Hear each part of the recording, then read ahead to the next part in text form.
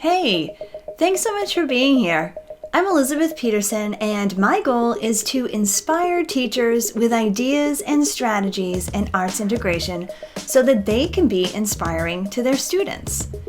As teachers, we see those students in our classroom who aren't engaged, who aren't inspired, because here's the thing, not all students are wired the same way.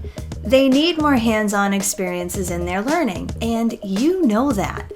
Arts integration is one of the best ways to reach many students through whole body and whole mind learning.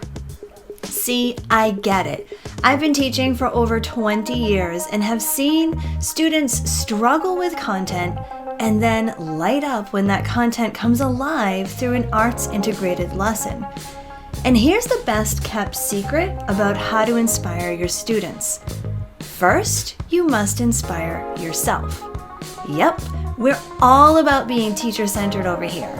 In my 13 plus years of giving workshops, hosting teacher retreats, and designing online courses for teachers, I have learned that the best way to inspire students is to give teachers the respect they deserve and the resources that they need.